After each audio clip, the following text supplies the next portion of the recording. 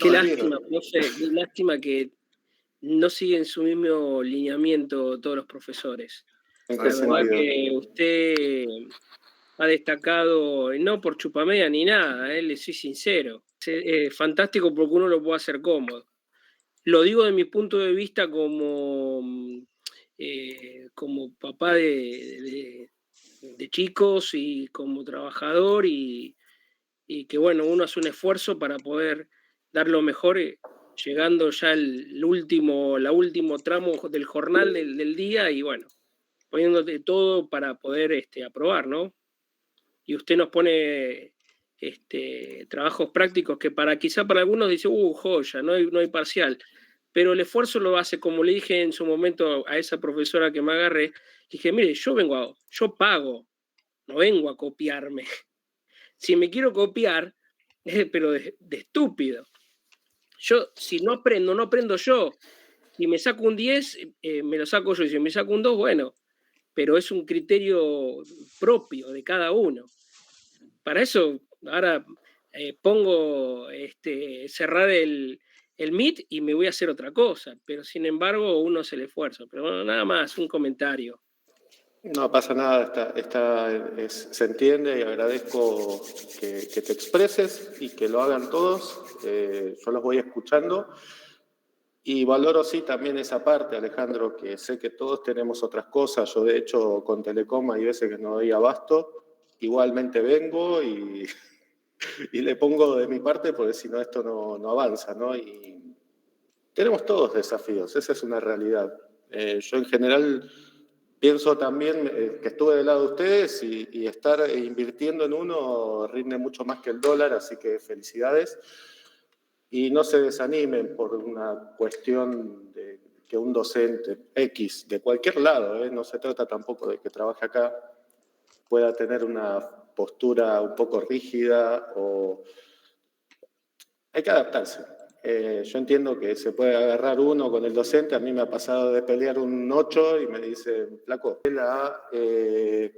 gracias María, la evaluación de promoción se da únicamente en los parciales y si no se supera o se iguala la calificación de 7 en los dos, más allá de que haya recuperatorio, va a final, ¿sí?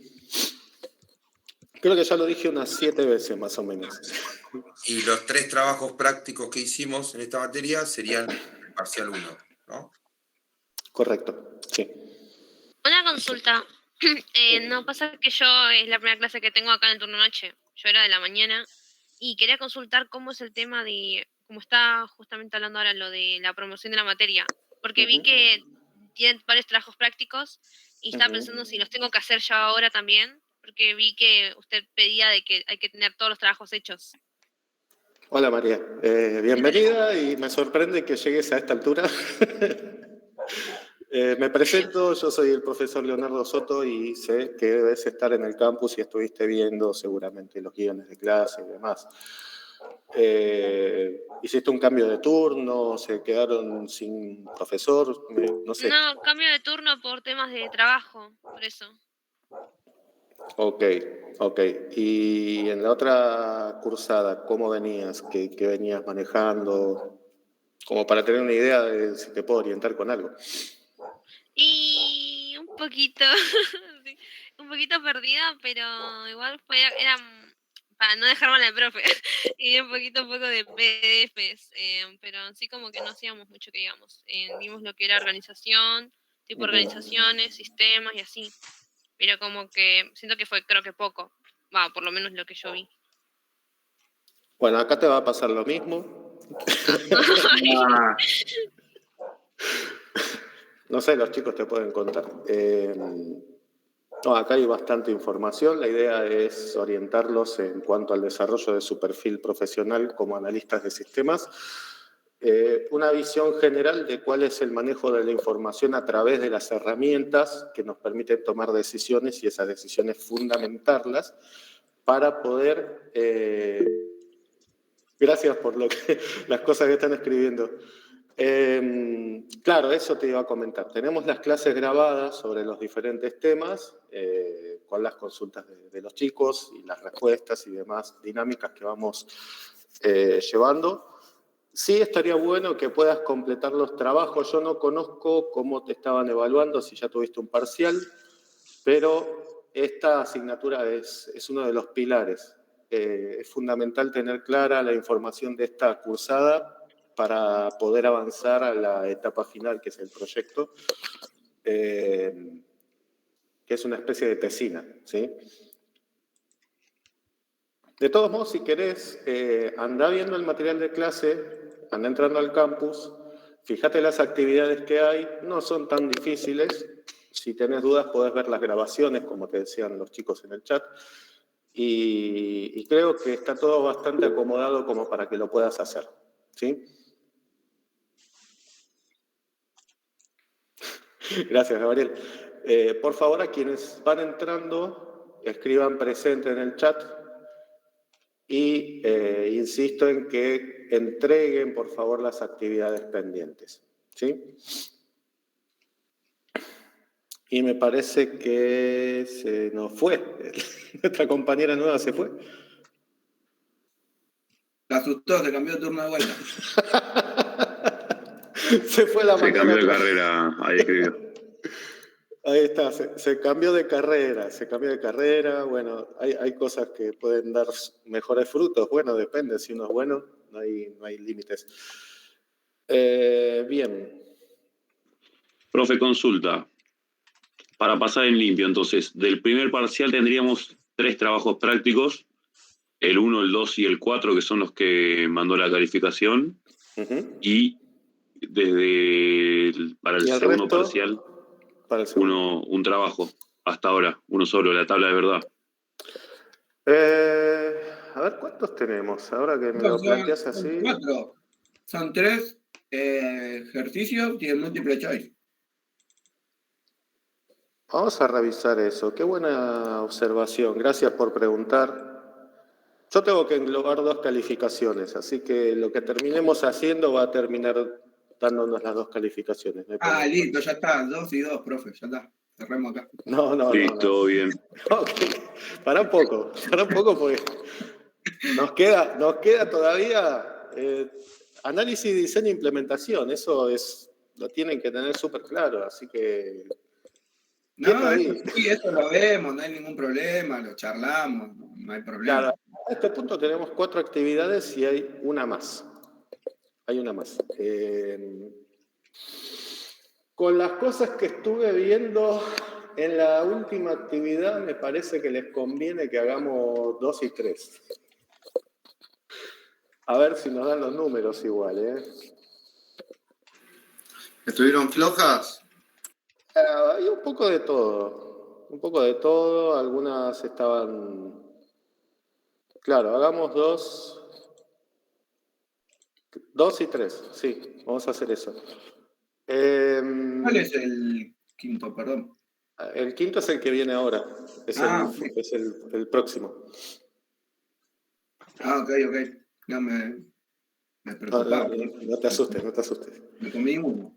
No, la semana que viene se los presento, van a tener 2 semanas y ya con eso vamos a cerrar la evaluación. ¿Bien? Excelente. Buenísimo. Bueno, no sé si hay algún tema más, alguna duda, si las cosas que hablamos son claras, como para ya ir redondeando. Profe, una consulta. Usted comentó que la última actividad que enviamos estaba como, bueno, hay algunas que están bien, otras regular y así. Si nosotros tenemos la actividad que nos tocó regular o algo, ¿no habría la posibilidad de, por ejemplo, corregirla? O si nos equivocamos o algo. Vos podés eliminarla. Si no, me refiero porque no sé si me equivoqué o no realmente, por eso Algunas ya corregí. Si se fijan en la actividad, aparece el lapicito para ver la calificación. Si no la corregí, pueden borrar y volverla a subir. Ahora, con cautela, porque también voy a tener presente la demora que tuvieran en entregar las cosas. O sea, yo pido una fecha justamente para organizarme y corregir, y ahora lo que me falta pendiente que entreguen, tengo que volver y corregir y demás. De todos modos, a quien vaya a final yo le voy a escribir por afuera o les voy a avisar. Bien. No se asusten, igual que al final, si siguieron las clases, no es difícil.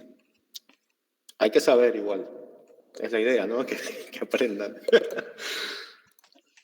Así que, nada. El día de mañana estimo voy a completar la corrección y vamos a estar al día, y la semana próxima les voy a presentar la última actividad de la cursada. Bien, probablemente la hagamos grupal, hasta 5 personas, pero por ahora no se enganchen con eso. A partir de la semana que viene van a tener 2 semanas para completarla. Difícil no es si se hace ordenadamente y siguiendo las cosas que estamos estudiando. Bien. Dicho esto, vamos a terminar de repasar un poco la última clase, que nos quedaban dos cositas. Les voy a dejar en el chat una vez más el cronograma del cuatrimestre, ¿sí? Porque se perdió en el chat.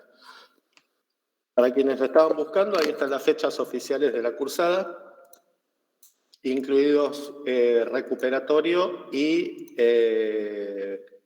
las mesas de finales. Profe, perdón que lo interrumpa. ¿Para la mesa de los finales son en agosto entonces? ¿De todas las materias? Perfecto. Un llamado, tal cual. Buenísimo. La fecha esa que tenés ahí. ¿Dónde estábamos? Acá. Profe, eso que subió relevamiento detallado, ¿eso qué es? Es lo que vamos a estudiar hoy. Ajá. ¿Y Bien. los trabajos prácticos estaba ahí en documento también? Todavía no hay uno nuevo. Los que ya estaban siguen estando, los que deban entréguenlos. Ajá. Y la semana que viene les presento el último de la cursada. ¿Bien? Ok. Yo igual hice, pero igual me fijo, yo no hay que estar los brazos cruzados. Y si te confías, a veces puede pasar que se te escape la tortuga.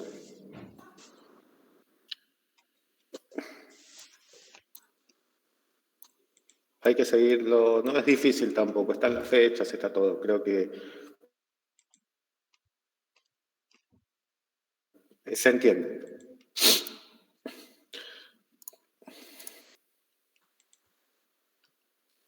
Muy bien, chicos, ¿ven la presentación? ¿La ven bien? Sí, profe, bien. Excelente, gracias. Estoy copiando el chat, si no se me va a perder, ya me ha pasado. Bueno, el último tema que estábamos viendo hoy, la última clase era el estudio preliminar. Recordemos que era una instancia previa a la definición de si avanzar o no con el proyecto, y tiene una serie de herramientas, entre ellas las de planificación, y la idea es poder organizar el trabajo de cara al futuro del proyecto. Así que eso es lo que vamos a terminar de ver hoy. Son 2 detalles nada más, pero me parecía importante no dejarlos afuera. Un segundito que estoy transcribiendo este chat de hoy, porque me dijeron muchas cosas lindas y bueno, me lo quiero guardar. Voy a hacer un cuadro. A ver. Acá estamos. Perfecto. Bien. Listo. Y arrancamos. Muy bien, como les comentara, nos quedaban algunos detalles del estudio preliminar. De hecho, guardé la última vez que estuvimos estudiando esto, y tal como les decía, era justamente identificar los factores de un problema, identificar requerimientos comprensibles, porque a veces pasa que tenemos una idea general pero no detallada. Entonces, si vamos a usar una metodología ágil, en el camino vamos a ir descubriendo cuáles son finalmente los requerimientos, porque puede pasarnos que tengamos un proyecto donde el cliente no sea capaz de explicar con toda claridad cuáles son los criterios de aceptación, las necesidades puntuales o las prioritarias, y la idea es poder documentar toda la problemática detectada y poder armar un informe que justifique, como les decía hace unos minutitos, con una información concreta y útil, el avance del proyecto. Es como una forma de vender que esa es la mejor opción posible dentro de las que vamos a proponer.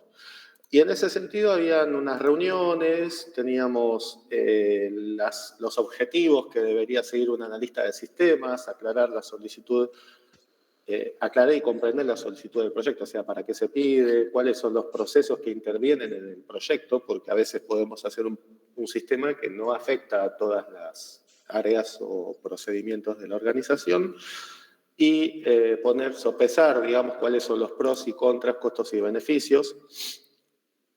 Estas definiciones globales que estuvimos viendo, y en ese sentido, esto es solamente un contexto que le estamos dando, ¿no?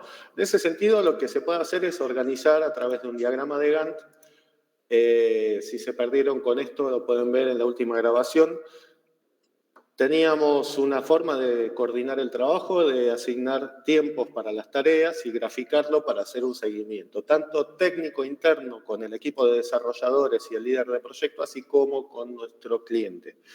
En ese sentido, el diagrama de Gantt tenía la gran ventaja de que es comprensible para cualquier parte de los participantes, y eso es una gran ventaja porque, como les digo, podemos plantear en el proyecto, en la planificación, que cada 15 días hacemos un punto de control y el diagrama de Gantt va a estar ahí para acompañarnos.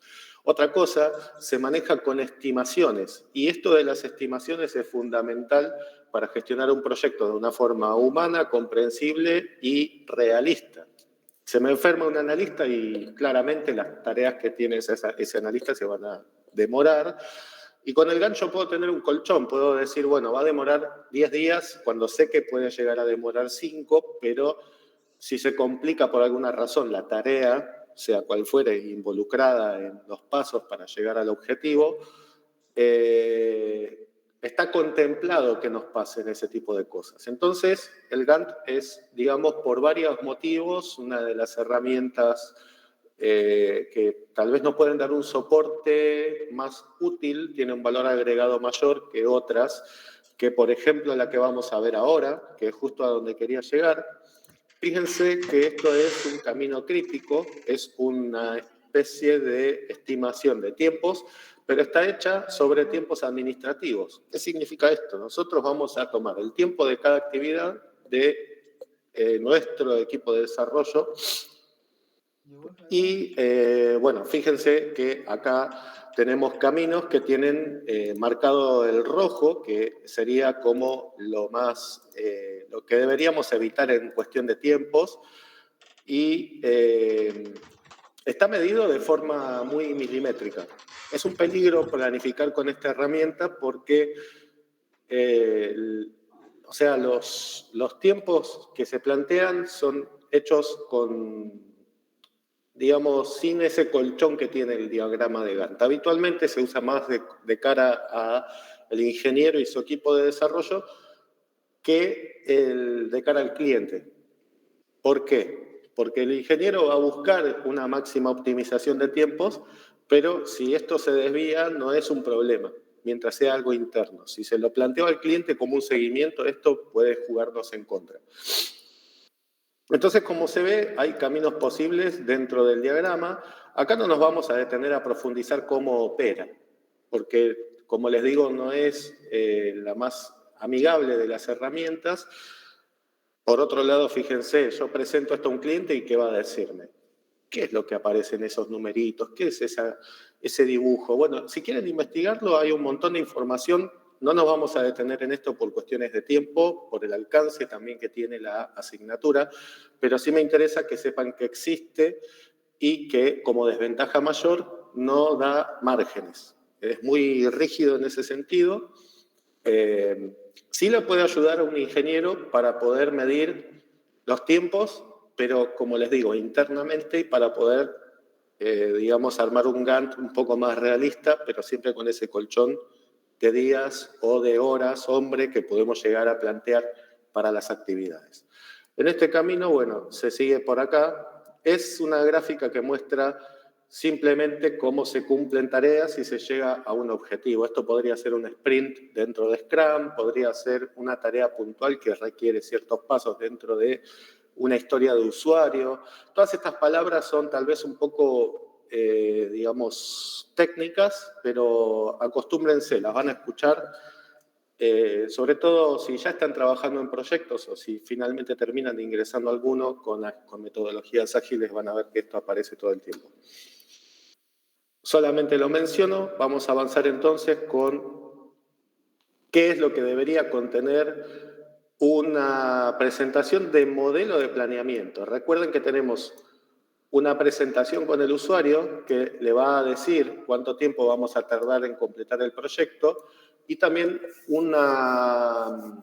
digamos, un punteo de cuestiones que tienen que ver con ese estudio preliminar en cuanto a que el proyecto todavía no está avanzando. Preliminarmente yo puedo indicarle a la organización por qué motivos debería contemplar la posibilidad de avanzar esta solución de software en el contexto de lo que nosotros estudiamos, ¿no? Estamos hablando.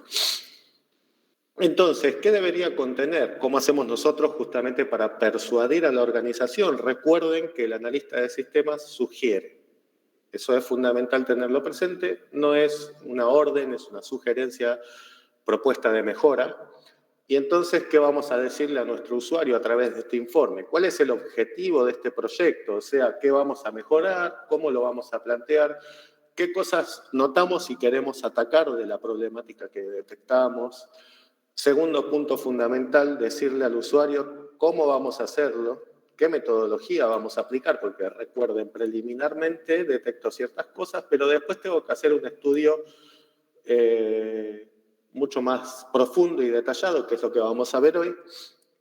Y ahí es justamente donde nosotros nos adelantamos y le decimos al usuario, en este escenario, con estas características y con la necesidad que nos estás planteando, la forma de detectar toda la información necesaria y de avanzar el proyecto de forma efectiva es con esta batería de herramientas, en este plazo de tiempo, con esta gente, o sea, vamos a poder decirle una idea general de cómo vamos a avanzar. También lo ideal sería que incluya un diagrama de Gantt, y esto tal vez es más para adentro, como les decía, las técnicas de camino crítico. Son herramientas de seguimiento, permiten evaluar el grado de efectividad de las actividades propuestas. Por otro lado, un quiénes somos, decirle a esta gente quién es parte del equipo, cuáles son las características de cada uno y los skills que dominan a nivel analista, a nivel desarrollo, tecnologías y demás cuestiones. El famoso quiénes somos. Si ustedes buscan en internet van a ver 2 millones de modelos posibles. En líneas generales sería una organización hablando con otra organización. Esto se da obviamente cuando somos analistas externos. Si somos parte del área de organización y métodos, IT o mejora continua o como le llame la empresa en cuestión, tal vez esto no estaría incluido, o sí, depende del tamaño de la empresa, para que por lo menos se interiorice la gente que va a estar interactuando con el equipo de desarrollo de quiénes son. Por si los quieren buscar después, o si hay dudas posteriores, que sepan, tengan los datos de contacto y demás. Y por último, vamos a plantear cuál es la periodicidad de informes, es decir, el seguimiento. Vamos a decir una periodicidad de cada 15 días, una vez por mes. Depende mucho del contexto en el que se dé el proyecto y el alcance que tenga. Si es un proyecto grande, podemos plantear una vez por cada 15 días, pero si estamos hablando de metodologías ágiles como Scrum, que en general cada 15 días hace una entregable, o por complejidad puede llegar a extenderse a un mes. ¿Hasta este punto me siguieron? ¿Se entiende? ¿Hay alguna duda? No, profe, todo claro.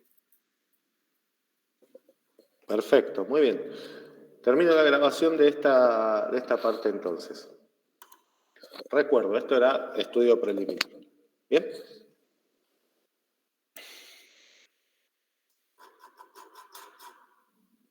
Ahora vamos a ver lo que teníamos para hoy.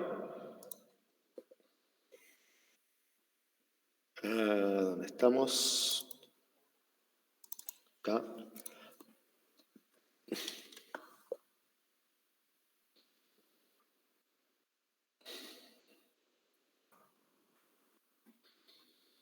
Está empezando a hacer frío, me parece.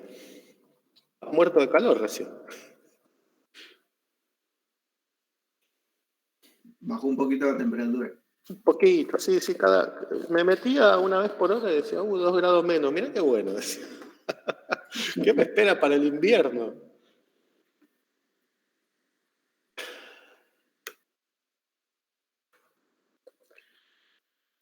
Bien.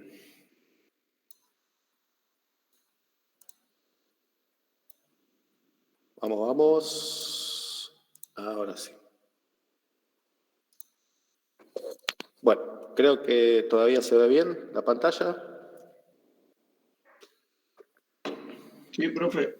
Muy bien. Excelente, gracias. Ahora sí.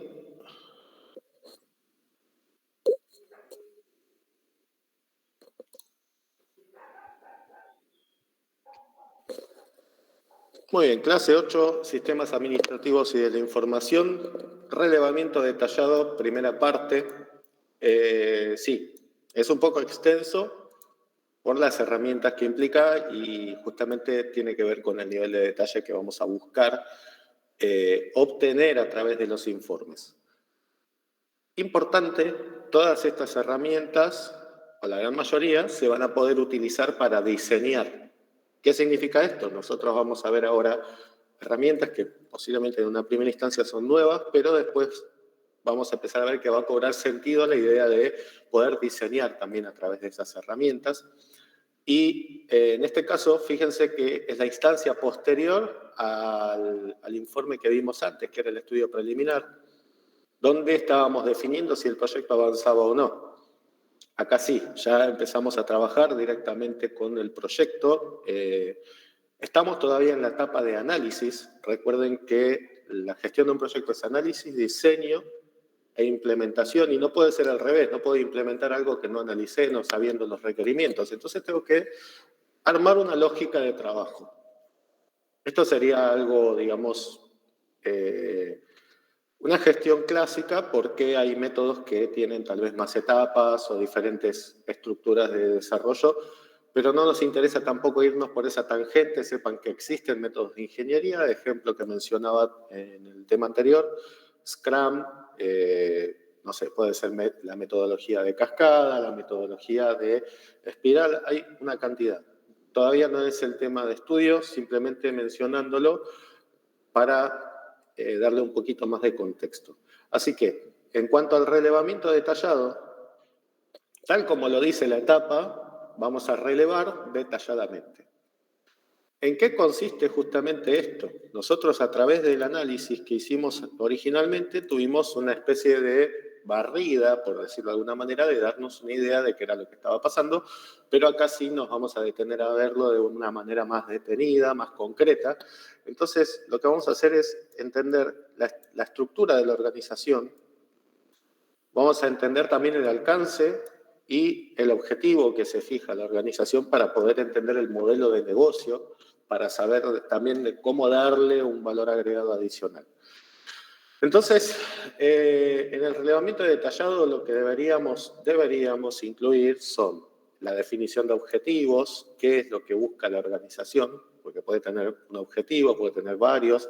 ¿Se acuerdan, no, de las primeras clases? Ahí habíamos visto que un sistema puede tener, una empresa, una organización puede tener objetivos fijos, objetivos variables, puede estar sujeta a cuestiones políticas del país donde opera, cuestiones estacionarias. Fíjense lo que pasó con la pandemia. Muchas organizaciones pasaron de fabricar, por decir algo, ¿no? Indumentaria, y pasaron a hacer pilotines y barbijos, por dar un ejemplo. También deberíamos incluir la estructura, las funciones de las dependencias. Cuando hablamos de estructura sería, por ejemplo, el digamos, las áreas que existen, ventas, compras, no sé, logística, depende de la organización. También deberíamos ser capaces de identificar los grados de autoridad y de responsabilidad, es decir, manejar la información de quién es el dueño, de quién es el gerente, el coordinador, el supervisor y las áreas operativas, identificar dónde están y qué funciones cumplen, conocer también procedimientos y formularios. Ven que esto ya es mucho más detallado, es mucho más detenido y los procedimientos serían la forma de manejar la información, de cumplir los objetivos, los formularios. Recuerdo lo que hablamos hace unas clases también. Un formulario es un formato de datos que sirven como entrada o como salida de los procesos de la organización. Y es importante entender que un formulario puede ser una pantalla en una página web, puede ser un correo donde nos llega un formato específico con los datos relevantes de la operación de ese sistema.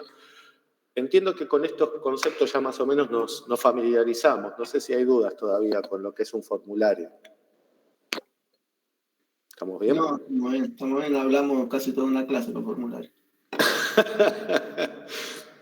Es que es importantísimo porque en general los formularios son los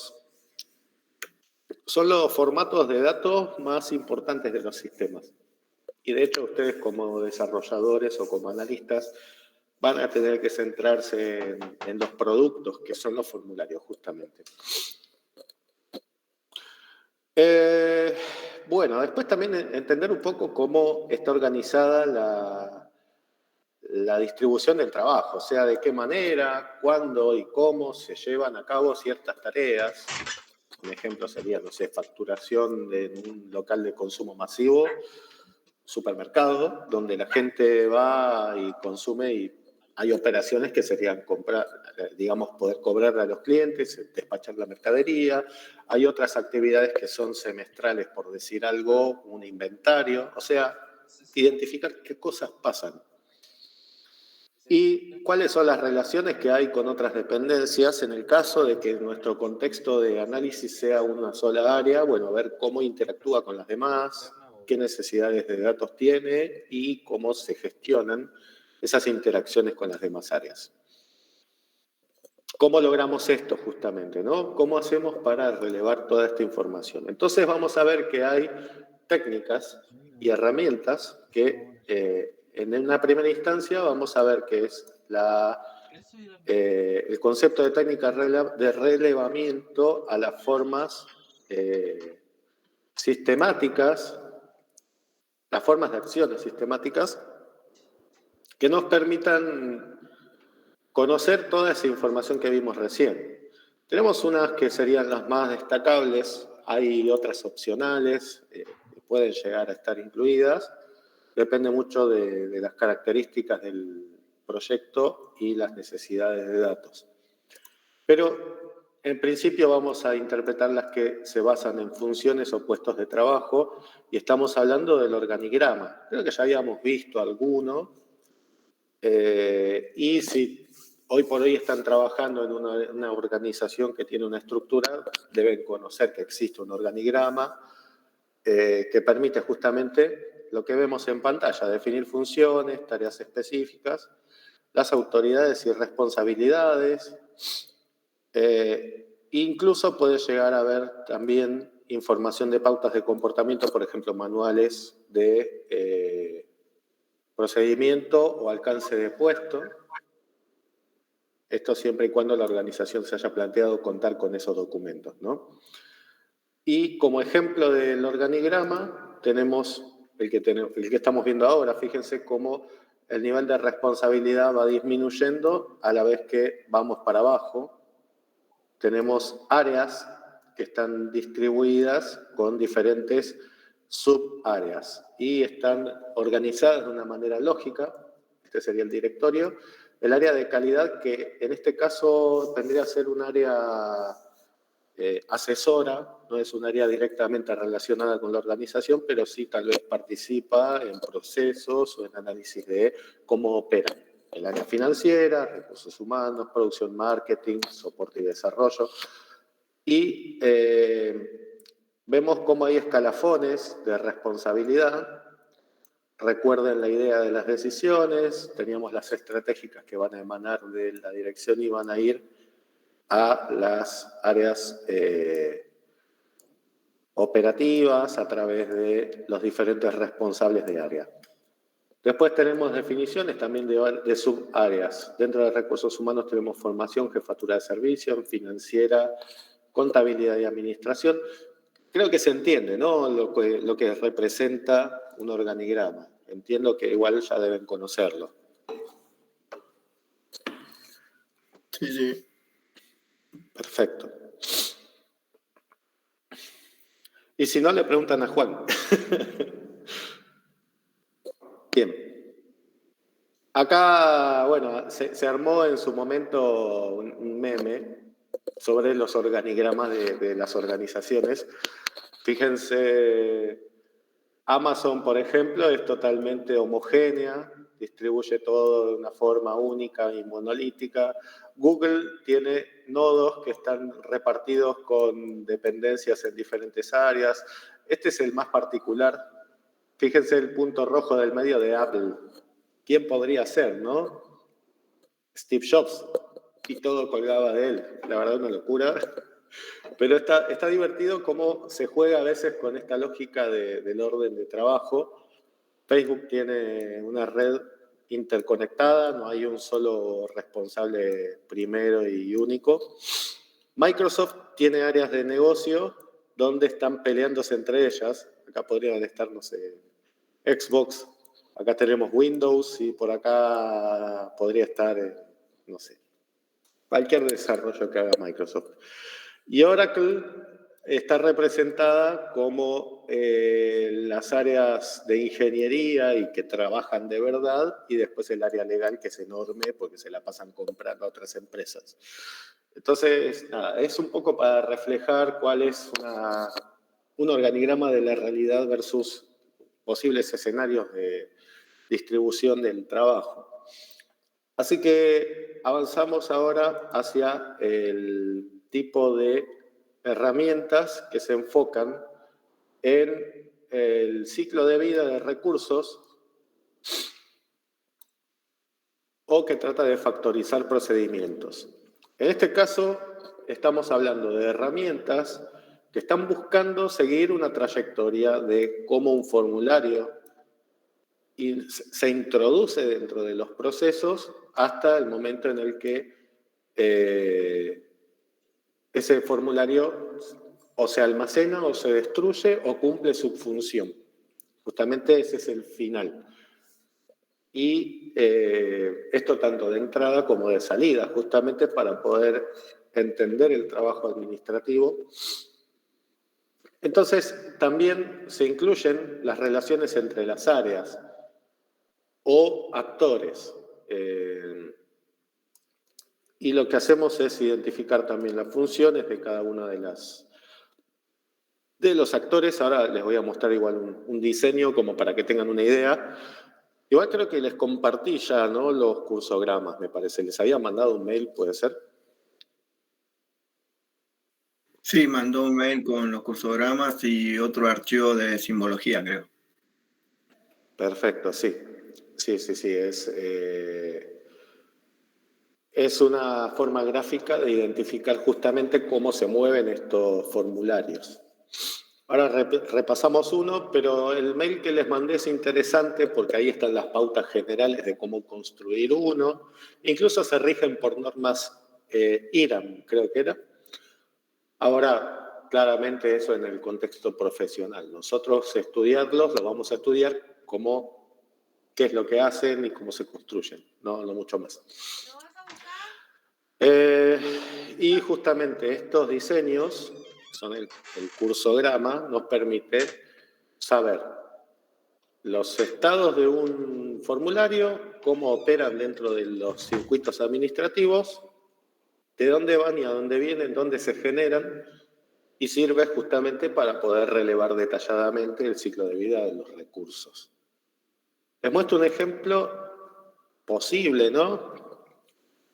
Fíjense que tenemos diferentes actores. Ahí habíamos visto hace nada que hay actores y que hay relaciones. Bien, en ese sentido tenemos en este ejemplo cliente, vendedor, cajero, área de empaque y contaduría. Este cursograma tranquilamente podría ser la venta de un producto a un cliente que se presenta en el salón de ventas, por ejemplo, ¿no? Tenemos unos símbolos, fíjense que este es una especie de romboide.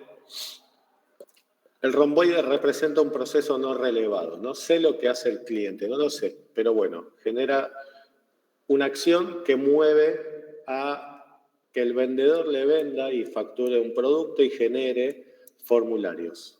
En cuadruplicado hay uno de esos formularios que se termina almacenando. Volviendo un poquito para atrás, fíjense que este círculo representa venta y facturación. Los círculos son acciones. Los triángulos que apuntan hacia arriba son almacenamientos definitivos. O sea, eso se guarda en un archivo por una cuestión legal que la pida el gobierno, lo que sea. La normativa vigente determina cuánto tiempo tengo que guardar una factura. El romboide, una vez más, el cliente no sé lo que está haciendo, pero yo le entrego una factura, por ejemplo. Tengan presente que esto es una representación un poco rudimentaria de un cursograma porque son más detallados y más ordenados. En el correo que les mandé es mucho más claro y ahí sí sería como una versión mucho más cercana a uno profesional. Bien. Tenemos un desplazamiento representado por líneas que conectan a las áreas y a las acciones. Entonces es fácil identificar. Fíjense acá que el vendedor está, por un lado, entregando una factura al cliente. Ven que la flecha va en este sentido y la línea también conecta con el cliente. Por otro lado, en simultáneo, al momento de vender y facturar, emite una factura y la envía al área de empaque. Y vemos un círculo rodeado de un cuadrado. ¿Qué actividades se llevan acá? Cuando hay un cuadrado se está controlando. Controla y empaca. Justamente está controlando qué es lo que le tiene que entregar al cliente. Si no tenemos ese dato, el área de empaque no hace nada. Por esto ven el uso de formularios es muy importante y esta información se va manejando incluso en todo el caminito, más allá de que no se vea de cara al cliente, el formulario llega al área del empaque, ¿no? Entonces, por eso la relevancia de los formularios. Permiten moldear los procesos. Tenemos dentro del área de empaque una D, una especie de letra D, que representa una demora en el proceso. ¿Qué pasa? Está esperando, por un lado, tiene un pedido abierto y por otro lado está esperando que el cajero cobre la factura que tiene el cliente. Entonces, genera una factura que se pagó y tenemos un almacenamiento, pero en este caso transitorio. El triángulo está apuntando hacia abajo. El cliente recibe su factura pagada, no sabemos bien lo que hace el cliente, pero sí sabemos que termina yendo al área de empaque a retirar el producto con la factura que dice que ya está abonado el producto. Entonces, esperaba al cliente, una vez que lo recibe, una vez más tenemos el símbolo del círculo, que es una acción con un cuadrado que representa control y sencillamente hace un control el área de empaque, sella la factura, es decir, sí, lo pagaste, entregado, le pone el sellito y le entrega el producto al cliente. Entonces le devuelve la factura sellada y se va a nuestro cliente que se va con su producto. No sabemos qué es lo que hace con la factura, no nos interesa, pero sabemos que el cliente interactuó y que recibió el formulario que corresponde para cubrir la garantía del producto o lo que sea, ¿no? Tenemos un almacenamiento temporal también. Vamos a ver que hay, por un lado, En el área de cajas y en la de empaque, un almacenamiento de facturas, original y duplicada. Hay un control que implica también una suma y arqueo de caja. Vamos a ver que todas estas facturitas se van para el área de contaduría, que es la que está al final de todo el camino.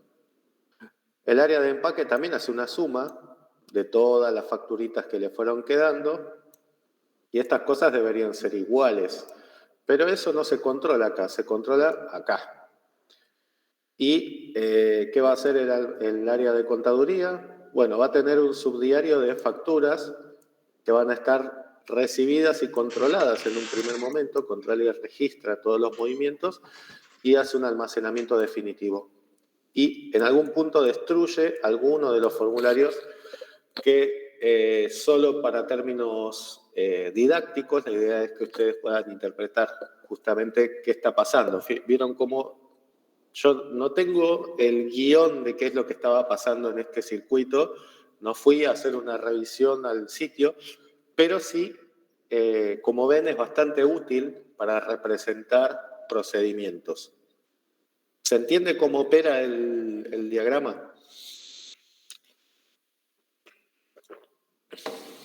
Sí, profe, vamos bien. Es más, ya lo habíamos visto a este mismo diagrama. Ah, sí, posiblemente haya sido el mismo, tal cual. Igual esto es súper tedioso y se confunden siempre, así que prefiero que lo veamos 2 veces. No, por mi parte también, porque había partes que no la entendí y ahora sí la entendí. Genial, genial, buenísimo. Bueno, como ven acá, esto es para sacar una foto de la situación original. Acá estamos viendo la etapa de análisis, pero estamos haciendo un relevamiento mucho más detenido que la etapa preliminar. Que ahí sí también estuvimos analizando la problemática, pero digamos, a vuelo de pájaro. Lo estuvimos viendo por encima, no nos habíamos detenido a relevar estos detalles. Bien, posterior a esto nosotros vamos a tener como una de las herramientas, digamos, más útiles en cuanto a, al menos en las primeras instancias, para poder hacer definiciones, ¿no? De qué vamos a resolver, cómo, qué necesita el cliente, qué prioriza nuestro cliente, son las entrevistas. En este caso es acercar la visión del usuario con la del equipo de desarrollo y lograr un entendimiento, hacer una elección consciente de los requerimientos, enfocándonos en que sea factible cumplir con lo que nos piden. Entonces, ¿qué vamos a hacer acá? Tendríamos que enfocarnos en que la entrevista sea fructífera, que no nos robe tiempo que no tenemos, o al usuario también. O sea, tenemos que ir con una idea clara de qué vamos a ir a buscar. Nosotros ya a esta altura más o menos sabemos qué problemáticas tienen. Entonces, darle ese toque de personalización hace que se mejore también el vínculo con la organización, porque van a decir, bueno, este tipo, el líder de proyecto, ¿no? Que es en general el que va a ir con su mano derecha, o las personas que tengan un poco más de experiencia, va a dar una buena imagen y va a predisponer de otra manera a la organización para poder ofrecernos recursos informáticos o técnicos o personas que sean como referentes para poder seguir el destino del proyecto, ¿no? Porque pueden haber cambios, pero puntualmente empezar bien, esa es la idea. Entonces, justamente acá tenemos la palabra, ¿no? Que resulte positivo, que resulte algo útil. Entonces deberíamos ir con un objetivo claro, básicamente ya si podemos armar algunas preguntas y saber con qué propósito las estamos armando, guiar, digamos, el diálogo para que lo que sale de ahí sea relevante para las decisiones que vamos a tomar.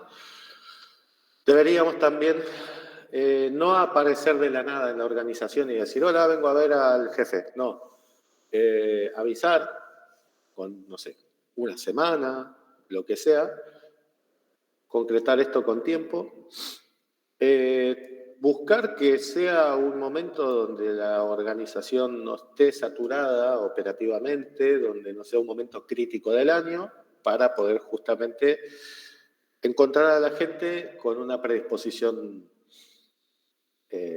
a poder tener el diálogo y tratar de hacer que la entrevista sea concisa, que no nos vayamos por las ramas, que no sea excesiva en contenido o con preguntas que sean eternas o digamos que no estén bien encaminadas, que generen repreguntas, dudas y demás.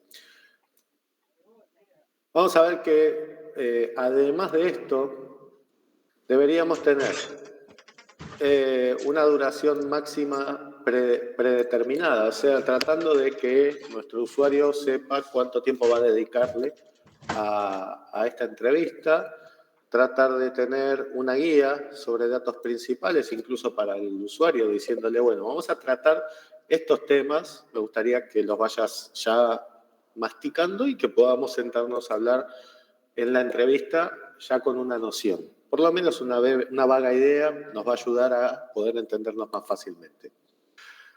Mantener el interés. Bueno, esto tiene que ver con liderazgo, tiene que ver con saber tener un hilo conductor, saber oratoria un poco. O sea, como ven, es complejo porque tiene muchas habilidades blandas que no son un tema menor, más para, bueno, igual yo ya creo que los analistas de sistemas, los desarrolladores abandonaron esto de la cueva y ese perfil que se planteaba antes, ¿no? Ahora se está humanizando mucho más. De hecho, está de moda. Así que bueno, bien por nosotros, ¿no? Y por último, como les digo, tener la claridad, tener el foco en la entrevista de a dónde queremos llegar, lo cual implica justamente no perder el control ni el interés en la entrevista.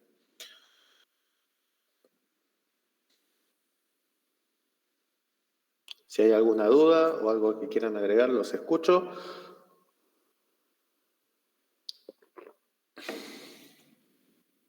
Si no, entiendo que son expertos en entrevistas ahora. Vamos. Buenísimo. Bien, vamos a ver que hay otra forma de abarcar una entrevista por ahí un poco más acotada, pero de mayor alcance. Nosotros podemos, en el caso de que la cantidad de empleados o el área donde vamos a operar no tenga suficiente información cuando tenemos al entrevistado que ya nos dice, bueno, hasta acá te lo puedo decir yo, ahora habla con mi gente, listo. ¿Cómo hago para que, si son 100 personas, me ayuden a tener datos fehacientes o útiles? Podemos armar un cuestionario. Lo que hace es reemplazar el formato de entrevista, porque claramente entrevistar a 100 personas es la muerte. Después hay que buscar todo lo que se dijo, cómo se dijo, qué matices se me están escapando. Entonces lo que vamos a hacer es un documento que se llama cuestionario, que lo que trata de abarcar es a mucha más gente y con el método interrogatorio, o sea, ¿qué te gustaría mejor? O sea, ¿qué grado de aceptación tenés para esta afirmación, por ejemplo, del 0 al 5, del 0 al 10? ¿Te parece bien si modificamos tal botón en tal punto del sistema o si desarrollamos una nueva herramienta que permita esto, esto y esto? Y todas esas cosas van a ayudarnos justamente a no desviarnos y a poner recursos donde deberían estar. Justamente por esto, con esas preguntas que hacíamos recién, es irnos específicamente a la información que necesitamos. ¿Qué es lo que dice justamente esta introducción de qué es un cuestionario? Y en ese sentido, nosotros debemos enfocarnos en que el cuestionario sea lo más efectivo posible. Entonces, hay unas formas como para poder encaminarlos de la mejor manera posible dentro de lo que se pueda, ¿no? Y eso es tener una buena redacción en cuanto a las preguntas que estamos haciendo. Deben ser claras, deben ser palabras entendibles, sin tanto lenguaje técnico, enfocándonos en el beneficio del que está leyendo la encuesta, tratando de mostrar la predisposición también. tener instrucciones que sean lo más claras, precisas, completas, bien APP larga, para que nadie tenga dudas, porque si no después no saben cómo llenarle y ponen cualquier cosa. Y también antes de lanzarlas, tener la posibilidad de hacer pruebas con compañeros de mi área, con gente del equipo de desarrollo, o el mismo cliente que conoce a sus empleados, le podemos decir, a ver, ¿podés ver si esto lo pueden llenar? Y sí, porque por esto o no, o lo modificamos. Importante que tengamos presente también que hay dos clasificaciones en cuanto a los cuestionarios. Nosotros vamos a poder hacer los planteos interrogatorios con respuestas que sean abiertas o cerradas. Cuando hablo de abiertas es a desarrollar, o sea, le dejamos un espacio de notas a la persona en cuestión para que vuelque ahí sus comentarios, o bien cerradas en cuanto a verdadero, falso, sí, no o gradientes, o sea, del 0 al 10, del 1 al 5, lo que nosotros creamos más efectivo para ese caso, o incluso la combinación, que es muy habitual. Tenemos preguntas originales que son genéricas y después una parte donde podemos dejar una observación y es bienvenido en algunos casos, otras veces nos mete más ruido y no aporta mucho. Hasta acá me siguieron, estamos bien, es claro lo que les estuve contando. Sí, profe. Sí, profe. Clarísimo, profe. A veces hay que diferenciar, profe, lo que son este tipo de cuestionarios cuando los hace una persona ajena a la empresa, que cuando lo hace una persona que trabaja en esto, pero dentro de la empresa, que creen que saben todo y no preguntan nada. Tremenda, muy buena observación, Rodrigo. Es muy cierto eso. O sea, la orientación de las preguntas a veces subestima a la gente a la que se le hace la encuesta, ¿no? Y está buena esta observación porque puede ayudarnos a no excedernos en la confianza, de creer que ya sabemos para dónde estamos yendo y a veces... De hecho, a mí me ha pasado un montón de veces de estar en una reunión donde ponen, no sé, metete en este link y llena una encuesta y las preguntas no tienen nada que ver con la entrevista, con la reunión o las cosas que se estuvieron tratando y yo digo, ¿qué querés que te pongan si no tiene vínculo con lo que estamos viendo hoy? Bueno, eso es interesante, la verdad. Es interesante tratar siempre de darle un contexto a las preguntas y a la estructura. Bien, creo que ya es hora de cortar unos minutos. Volvemos y terminamos con el tema de hoy. Ahora en 25 minutos, ¿sí? ¿Estamos bien? ¿Vamos a descansar esas neuronas? Perfecto. Sí, profe. Dale. Perfecto. Nos vemos entonces y 40 y 45. Por ahí, tal cual. 42 y medio. Listo. No, profe, que descansa. Nos vemos.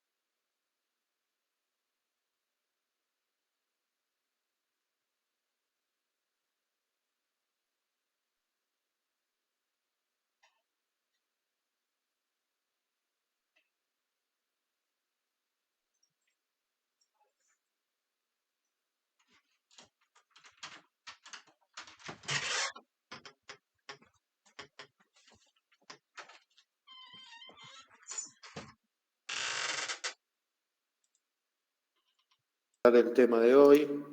Ahora estamos. Bien. Tengo los dedos duros. Parece.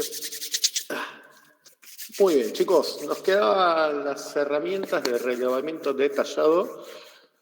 En este caso estábamos analizando las encuestas, que eran como un sustituto de las entrevistas enfocadas específicamente en detalles que se puedan obtener de un mayor número de personas, que puede llegar a guiarnos en el desarrollo y la obtención de datos concretos, justamente de manera detallada. Ahí está el origen de la etapa relevamiento detallado. Vamos a avanzar un poquito más en cuanto a técnicas y herramientas que pueden llegar a utilizarse en todo el desarrollo de estos documentos que nos permiten después darnos vuelta y empezar el diseño de la solución. Esta es muy poderosa y es difícil suplantarla con otras cosas, y es la observación. La observación en sitio de los procesos. Estar ahí observando qué cosas se están haciendo, con qué métodos, herramientas y la idea es justamente poder interiorizarnos en detalles que no se nos dicen, pero que están pasando. Y generalmente pueden haber desvíos en los procesos o formas distintas o alternativas de hacer las cosas que pueden llegar también a inspirarnos en mejoras, porque tenemos, por ejemplo, personal que resuelve temas y nosotros podríamos darles herramientas de apoyo para resolver esos temas con mayor eficiencia, que tal vez no están contemplados en los procedimientos habituales. Por dar una posible utilidad para esta técnica de obtener datos a través de la observación, lo cual obviamente nos conviene estar tomando nota o incluso sacando fotos, haciendo lo que creamos útil para esa visita del sitio. Por otro lado, también en el caso de que la organización cuente con algún tipo de documentación, podamos hacer una revisión, lectura y estudio de los motivos por los cuales la operación se diseñó de la manera en la que está diseñada, para poder darle una vuelta a los procedimientos y entender un poco la idiosincrasia de la organización, conseguir también información relevante que se nos pueda estar escapando sobre el origen de lo que actualmente está sucediendo. Por último, bueno, no es lo último, pero en esta pantalla por lo menos, ¿no? El muestreo, que es de la información que está operando constantemente en el sistema en producción. Poder hacer una especie de toma de datos como muestras, digamos, de cuáles son los resultados de las diferentes operaciones para poder hacer un contraste con lo que nosotros vamos a diseñar en cuanto a pruebas o puntos de control o diferentes cuestiones que nosotros terminemos desarrollando como analistas.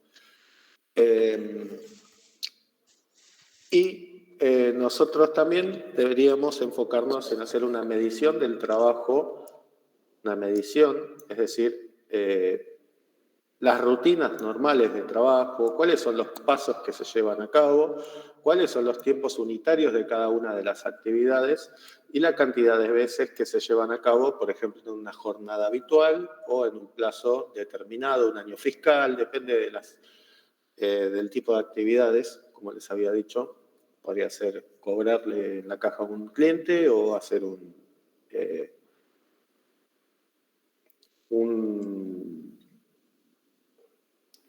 El frío no me está dejando pensar, claramente. O hacer un control de stock o un inventario y demás cuestiones que no van a pasar todo el tiempo. Yo creo que usted está hablando y su mente dice polenta, polenta, polenta, polenta.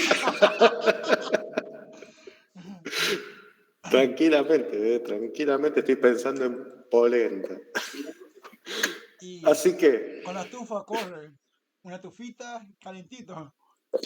sí, igual el aula, yo no sé si la llegaron a ver alguna vez, pero tiene un tamaño considerable, o sea, creo que una estufa acá ya estaríamos hablando de una salamandra o algo más grande. Pero bueno, nada. Frío el aula. Sí, la de ayer estaba más fresca que esta. Esta está metida dentro del instituto, así que dentro de todo no está tan mal. Pero bueno, lo dicho, tener una identificación de actividades principales, entender cuánto demora cada uno de los pasos y actividades genéricas que se plantean para poder lograr los objetivos. Y en líneas generales deberíamos enfocarnos en cosas medibles, en actividades que nos permitan identificar patrones. Fíjense que acá tenemos actividades que se hacen de forma repetitiva, que son consistentes y reiteradas. Consistentes en el sentido de que son parte de lo lógico para que los pasos terminen dando el resultado que se busca. Recordemos que esto puede llegar a darse en el contexto de una organización sin sistema, podría ser totalmente analógico. A ver, el sistema en líneas generales va a existir siempre, de otra manera no se puede operar, pero puede adoptar una estructura y herramientas diseñadas para apoyar esa estructura, que es lo que nosotros vamos a hacer como analistas. Medible justamente y en ese sentido cuantificable, o sea que nosotros seamos capaces de poder contar unidades, tiempos y mediciones de diferentes patrones, cosas que nosotros identifiquemos como importantes. Y por último, en ese sentido, enfocarnos en cosas que tengan sentido a la hora de hacer un análisis. No vamos a enfocarnos en una actividad que se hace, no sé, porque la gente se siente mejor. Por ejemplo, no sé, frutas. En la oficina teníamos cajones de fruta a la mañana, cada día de la semana, y eso tal vez a nivel análisis del sistema no es relevante, pero se hacía todos los días. No sé si se puede ir entendiendo, pero la idea es justificar el análisis también por el volumen de actividad. Hay ciertas cosas que tal vez no son relevantes para nuestro análisis. Por eso, el foco debería estar sobre el proceso que estamos mejorando. ¿Qué estamos proponiendo, no? Que se mejore. Bien. Después hay otra serie de documentos que son capaces de identificar, en este caso, requerimientos. Tenemos dos tipos de requerimientos. Cuando hablamos de requerimientos son cosas puntuales que se están pidiendo para ese proyecto, priorizadas, se entiende, desde la visión del cliente. Y en general vamos a tener requerimientos que son funcionales, donde vamos a interpretar qué servicios debe cumplir esa herramienta, ese sistema que nosotros vamos a darle a nuestro usuario. Debería cubrir necesidades y mejorar procesos. También vamos a definir en conjunto con nuestro usuario y a través de las herramientas que veníamos viendo, cuáles son las formas de reaccionar a las diferentes entradas a ese sistema, es decir, con qué va a operar el sistema y con entradas. Y va a generar salidas. Ese sería el manejo de datos. Y los comportamientos también que se esperan para las diferentes situaciones que va a presentarse en la operación.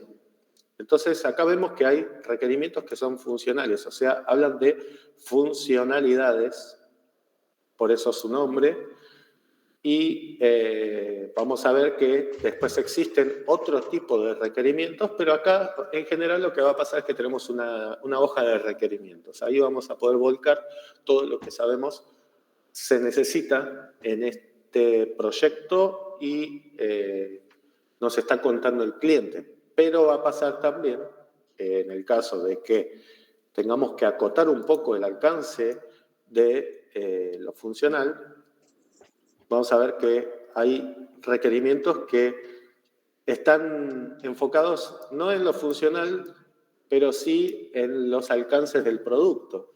Fíjense que los primeros serían los de producto, donde tenemos comportamientos o resultados esperados que acotan la estructura del sistema.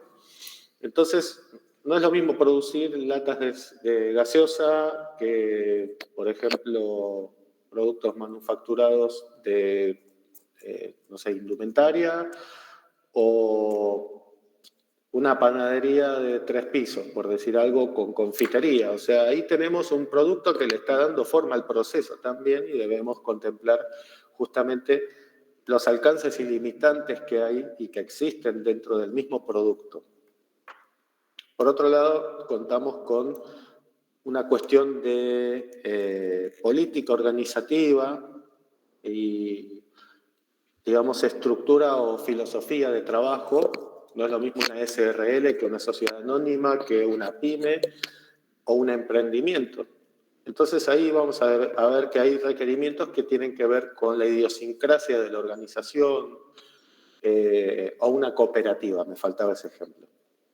La estructura de responsabilidades y formas de trabajo justamente van a delimitar, digamos, cuáles son las políticas internas y esas van a impactar también en los requerimientos.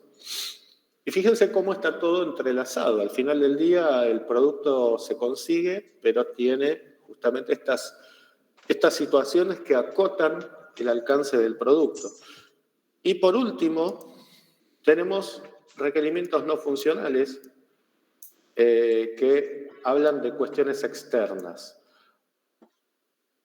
A este punto hace referencia a requisitos que tienen que ver con factores externos a ese sistema, por ejemplo, regulaciones gubernamentales, si por ejemplo trabajamos con alimentos debería estar contemplado dentro del marco de sanidad o de manipulación de alimentos y de diferentes cuestiones que hacen justamente a nuevos o diversos límites que el sistema va a tener que contemplar. Hay normativas, por ejemplo, para el desarrollo de software de facturación. Para poder homologar una factura que sale de un sistema tiene que pasar por un control del Estado. O sea, fíjense cómo hay requerimientos que atraviesan al producto en diferentes ángulos y visiones. Así que, bueno, espero que les haya gustado, que haya sido interesante. Entiendo que esta parte puede ser un poco tediosa si lo pensamos a la hora de llevarlo a la práctica, pero una vez que nos interiorizamos en las razones de por qué todo esto es importante, se hace un poco más llevadero y aparte da un valor agregado adicional y es justamente tener una interiorización mayor sobre el producto y las razones de las decisiones que finalmente se llevan a la práctica. Así que por mi parte con esto cierra el tema de la primera etapa del relevamiento detallado. Quisiera que si hay alguna duda la puedan plantear ahora u observaciones o cosas que crean que puedan aportar. Todo bien, profe, de mi parte. Perfecto. Juan. Sí, profe, todo claro. Excelente. Excelente. Claro. Bueno, muy bien. Entonces me quedo tranquilo que son expertos en el relevamiento detallado. Muy bien. Si no hay nada más que... Falta poco. ¿Eh? Todavía no, experto, todavía no, falta poco. Bueno, totalmente. Falta la próxima clase porque esta es la parte 1. Ah, medio experto, digamos. Claro, ahí está. Bueno, chicos, no les robo más tiempo, les agradezco que me hayan escuchado y los voy a encontrar el miércoles próximo. Abríguense y cuídense. ¿Bien? Gracias, profe. Gracias, Muy profe. bien, profe. Nos vemos. Gracias Gracias. a todos. Gracias. Nos vemos. Gracias. Chao.